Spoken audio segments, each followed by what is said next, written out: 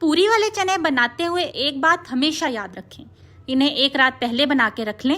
جب رات کو چنے پکتے ہیں اور صبح تک مسالہ اندر اترتا رہتا ہے تو وہ ذائقہ بنتا ہے جو گھر میں کبھی بھی نہیں آتا۔ پوری والے یہی کرتے ہیں، رات کو پکاتے ہیں اور صبح بیچتے ہیں۔ آج وہی غلطی ختم، اور ساتھ وہ ریسیپی جو پوری والے چنوں کو وہ ذائقہ دیتی ہے جو آپ نے ہمیشہ بازار میں ڈھونڈا۔ 250 گرام باریک سفید چنے رات بھر بھگو لیں۔ 500 ml پانی ڈالیں اس کے اندر، 1/4 ٹی اسپون بیکنگ سوڈا اور 1 ٹی اسپون نمک ڈال کے چنوں کو بوائل کر لیں۔ اگر دیگچی میں بوائل کر رہے ہیں تو 20 سے 25 منٹ لگیں گے، پریشر کوکر میں کر رہے ہیں تو 5 سے 7 منٹ لگ سکتے ہیں۔ ہلکی آنچ پر آپ نے ان کو پکانا ہے، اور آپ نے ٹائم نہیں دیکھنا، یہ دیکھنا ہے کہ چنے آپ کے سافٹ ہو گئے ہیں یا نہیں۔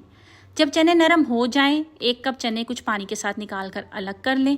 یہی چنوں کی گریوی کو قدرتی طور پر گاڑھا کریں گے، اور یہاں وہ مسالہ جو پوری والے چنوں کو ان کی اپنی پہچان دیتا ہے۔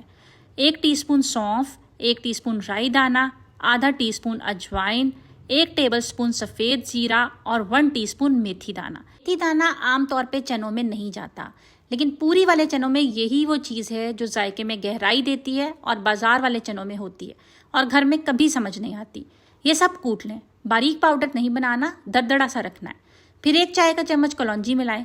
کلونجی کو آپ نے کوٹنے کے بعد ملانا ہے، کیونکہ اگر اسے بھی ساتھ میں کوٹ لیں گے تو پھر جب بعد میں یہ ڈالیں گے چنوں میں تو یہ کالا کالا سا رنگ چھوڑ دے گی اور چنوں کا سارا کلر خراب ہو جائے گا۔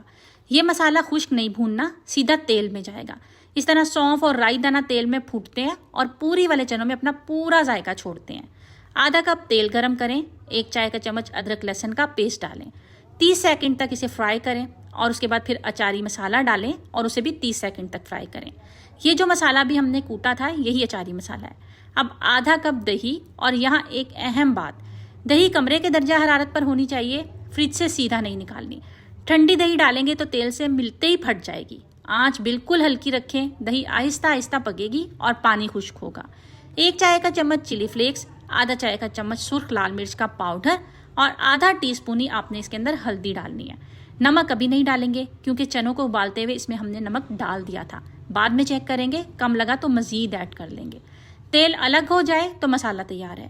آلو ہم نے لینے یہاں پر 2 میڈیم سائز کے اور ان کو ابال لینا ہے۔ 1 آلو کو ہاتھ سے پیس کر اچھی طرح سے پیسٹ بنا لیں گے اور دوسرا بعد میں کام آئے گا۔ مسالے میں پیسٹ والا آلو ڈالیں، ہلکی آنچ پر 5 منٹ بھونیں، ساتھ ساتھ مسلتے رہیں۔ یہ آلو مسالے میں گھل کر گریوی کی بیس بناتا ہے۔ چنے اپنے پانی سمیت ڈالیں اور اچھی طرح سے ملا لیں، پھر دوسرا آلو ہاتھ سے موٹے ٹکڑوں میں توڑ کر ڈالیں۔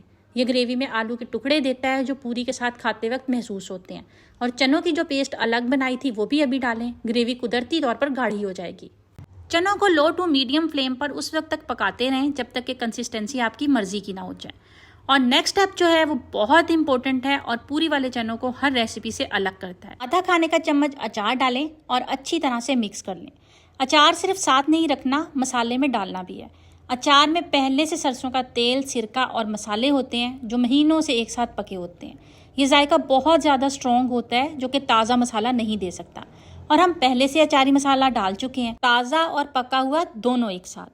یہی وہ 2x ذائقہ ہے جو بازار میں پوری والے چنوں میں ہوتا ہے اور گھر میں نہیں ہوتا۔ اب نمک چیک کر لیں، ضرورت ہو تو تھوڑا سا ایڈ کر لیں۔